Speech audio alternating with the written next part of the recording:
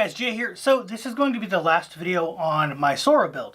So I thought I would do it, just the other two are different, so this one's going to be different too. So today I'm going to be talking just like this. Everything is done. My entire costume is complete. Finally, it took forever, but I did film everything kind of on its own, and I decided to make this one a little different. Since it's not a tutorial, I'm not really going to, do it tutorial way. So I'm going to talk about how I did everything, but unlike the other videos where I've done that before, where I don't show you how to do it or how I did it and I just talk about it, this time you'll actually see what I did, like overlaid on top of this. So this took me probably 3 to 4 weeks, I think, but that was also with some days me not doing anything because I didn't have certain materials or things like that. And I'm going to tell you all the stuff that I did use, but you can use kind of whatever you want or whatever you feel comfortable with. So as you can see, I have a few things here with me. I have the wig, I have one of the armbands, whatever they're called, half gloves, I don't know.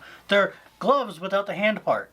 I don't know. Then I have one of the boots here, and then I have the actual costume itself, and I've risen up the coat because it covers part of the pockets, and I wanted those to be up and forward like this where you can see them. And this is also not all the way around. I just kind of pinned it to the, or not pinned it, I belted it to the front.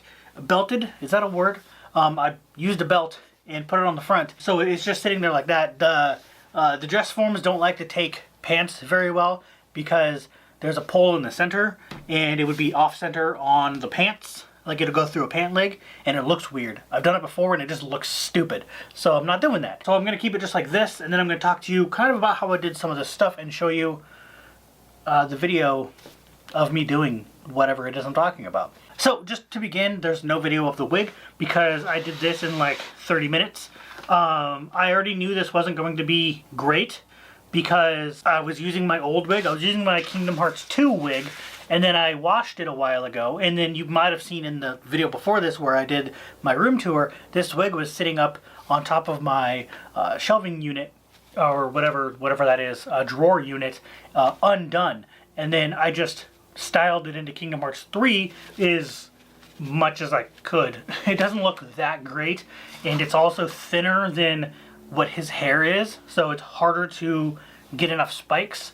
So I never took the video because it was fast. I didn't care. Also, this video might be a little bit long. I'm sorry about that, but there's nothing I can do because I just want to get this done and get this video out and talk about how I did everything. So I keep saying stuff like that. I'm gonna move on to the shoes because these are what was in the last video you guys saw. These and doing the collar of the shirt was in the last video.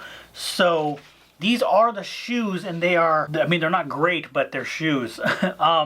So you guys would have seen us putting the black part together and putting the white on the yellow parts, but that was it. And then when I came home and I was sitting here talking about this, I said how I was going to put them together and all that kind of stuff. So I did exactly that. It's hard to see. It's actually almost impossible to see from even very close up. It's really hard to see.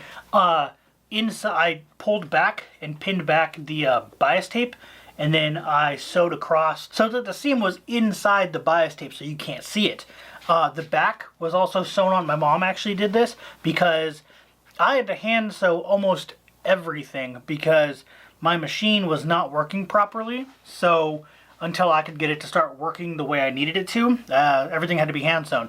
So my hands hurt really bad from all of that because I was working on the pants at the same time. So my mom offered to sew through the actual boots. So as you guys probably saw, these were my Kingdom Hearts 2 boots, and you can actually kind of still see them. Just when they're on, it'll be much harder to tell. And the only thing we could do to get them to make the zipper still work, because we couldn't put them on otherwise, was to sew it onto the back of the boots, like sew the fabric to the boots. And then this little strap here, this black strap that goes around the ankle or whatever, or the leg, around the high top part of it, that holds it together so that when it's zipped up, it actually doesn't look that bad. I mean, it could be worse, but it's not bad at all. So I also am going to change out these straps because they are too small. I did get bigger straps, and I have 2 buckles, but I forgot I needed 4. so I need to go buy 2 more before I do it. So one that's going to go around and one that's going to go here, and I just need 2 more buckles, which I can just go to Joann's and get for really cheap. I have 50% off coupons, so you know, I can just get them for really cheap. So I don't know for sure if I have footage of this though. I know I have footage of me cutting out the soles, but I don't know how much footage I have of putting the soles on. This was something I didn't expect to work out, and I kind of winged it and just hoped that it worked, and it worked perfectly, and it's super solid and it won't come apart. So that's crazy. What I did was I took the Sora Cosplay foam, the 10mm, and then I took the I think it's 1/4 inch, I think that's what that is, EVA foam anti-fatigue mats, and those have a thing on the bottom. It's hard to see here probably, but they have the design on the bottom, the stuff that people normally try to sand away. I wanted those on the bottom to have for tread, just in case. I didn't want it to be like a smooth bottom. I wanted it to be a rough texture. So I did that, and I glued everything together after I cut them out. I made the template, cut them out, glued them all together with contact cement, and then I glued them onto the shoes with contact cement. Now that's what I didn't think was going to work. I wasn't 100%. So I pulled them as tight as possible, put pins all the way around so that the shoe covers were as tight as I could possibly get them around the shoes, and I had as much extra room on the bottom as possible. And then I used contact cement all the way around the perimeter and on the fabric, and then let that dry a little bit like you would with regular contact cement. Just you let it dry for like 5-10 minutes until it's a little bit tacky, and then you can stick it together. So that's what I did, and it worked. And they're really durable actually. And then I did have to buy more black fabric, so I don't think these 2 blacks are the same. So this black down here and this black up here, I think they're different. Nothing I can do about that. I think this one is a much better black than this one. This one looks a little more muddy. It looks a little more like it's got some grays to it, where this one's a pure black, which looks a lot better. So whatever. I also made it so that in the back, when I put them on, now the problem I was having was trying to get them over my heel, because this had to be a solid piece and couldn't zip up past that. So there was nothing I could do. So what I did was I cut and I put a elastic in there, and then used fray block on the back. And every so often I'll just put more fray block on it after, like, every time I use them. That way they'll just continue to not fray. The rest of them I still got to put fray block on, but it's not as big of a deal because they're sewn down. It won't do much. So yeah, that's how I did this. And then I used Plastidip, black Plastidip on the bottom of the shoes. I just covered it with paper and tape and exposed only the soles, and then just covered those in 2 coats of Plastidip, and that seemed to be enough. So we're going to move on to the armband. This is definitely not how I wanted to make this, but I didn't have a choice. I would like to make these out of a vinyl of some kind, because that's the only way I'm going to get the right shapes that I want, because these are inaccurate. There's just nothing I can do about it. That doesn't go on that hand. That goes on this hand. I made a template in the first video, I think, where I was doing this. The template is wrong because I can't do what is actually on the armbands, because they're not symmetrical, or, well, there's not a seam in the center on the sides. It's on the top, which is really weird, and you can't really make that shape out of anything. It's something you can only draw or sculpt in a 3D, a 3D model maker. There's nothing you can really do about it, so I would have to, like, go on top of something, like put vinyl on top of this. I just didn't have it, and I wanted to get this done now. There's also inside, I put a little bit of interfacing. This is really strong interfacing. That way, when it's on, it stays wide like that. And I will need to re-iron these, because they need to be ironed this way, because they're flat this way, and I need them to be, like, more rounded off. So I need to get these creases out of there from the center. So this one is slightly different than the other one, the other arm. So when I put this on, I know that I can do that with the machine. I just didn't. I wanted to see what it would look like first all together to make sure it would look right before I finished both of them. And it looked fine, and I didn't have enough of this red to make a third one. So, and I didn't want to go back to the store, and I wanted to finish them right there. So I just decided to make both of them hand stitched on that part. So nothing I could do. This around the hand was impossible to do on a sewing machine because it wouldn't fit on the sewing machine. That was too small. I would have had to go, you know, in the sewing machine like this, but this wouldn't fit around it. So that was impossible. So what I did was I had it all folded over because that was the best way that I could do it. And then I just hand stitched all the way around and flipped it over. I still need to iron it to make it so that it stays, you know, the way I want it and not flip back over on itself. But I'll do that before I go to a convention. It'll be fine.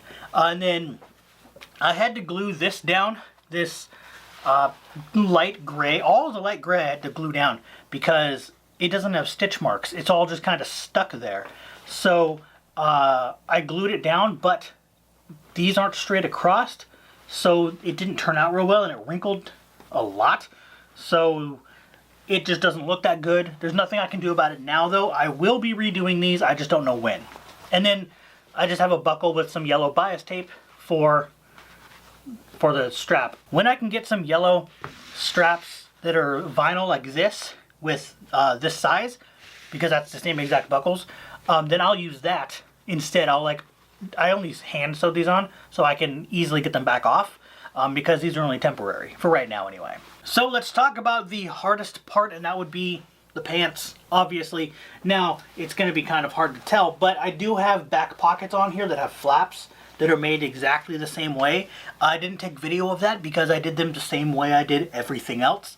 So you don't need to know how I did it. You can just copy exactly what I did with everything else. Now, he does have this darker fabric here, and it is fabric. It isn't leather. If you look on the pictures, I showed it in the first video that I did, where you can see really close up, like right here on his leg, you can see really close up that the weave in the pants matches a weave that's in this darker color here. So I just used a regular fabric. So this is a slightly stretchier fabric. That way, like this one can stretch a little bit so that it opens more. This one, I don't need it to do that, but it's the same fabric. Now the first one I did, the first video, does talk about how I kind of was thinking of putting this together, and that's exactly what I did, what was in that video. But this is a video of me actually doing it. So I used the pattern and just cut everything out the same size, and then this darker gray I folded in so that there's an actual fold here instead of the edge of the fabric like it is here. So this pleather that I used, that I showed off in the first video, I just cut it out. These are the same two pieces of pleather that I used in the first video. I never cut out any extras. They work just fine. I did cut them off so that I could make them a little bit more accurate, but they're the same pieces. And then these in the middle here are 2 layers. That way it just looked nicer. I don't know. And then I could get that overhang look on it. So I did that. And then I just sewed the flap on like this. And then it kind of just did that on its own. Like, even without these snaps on it, it did that on its own. So that's kind of cool. I'm really happy that that happened. And then all these snaps are just gold snaps that I bought, and I put them together the right way. And these 2 are the only 2 that aren't functioning right now.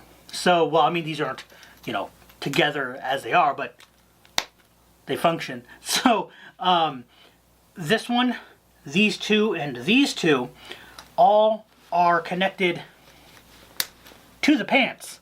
So I could just take these off, and there's a seam here, or sort of a seam. It's a really crappy straight seam. And then one up here that goes along here, and that's it. That's all it's sewn on. Other than, you know, obviously the pieces are sewn on. But for being onto the pants, that's the only 2 stitching I did. The rest was all snaps. You might also realize there are 2 snaps down here.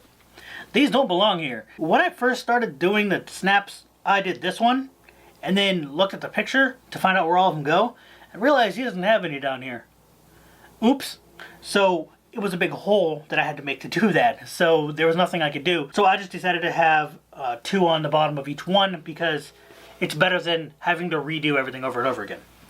And then the pants, like I said I was going to do, what I did was I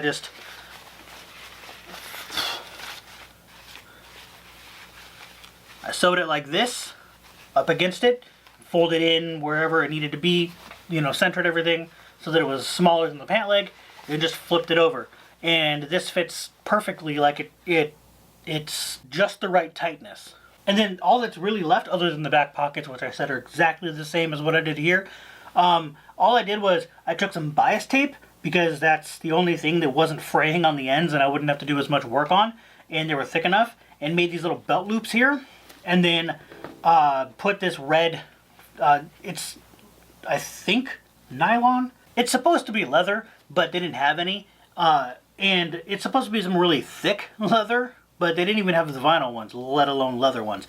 And I wasn't going to buy red leather and just hope that I cut it straight. That wasn't going to happen. So this is the best I could do for now.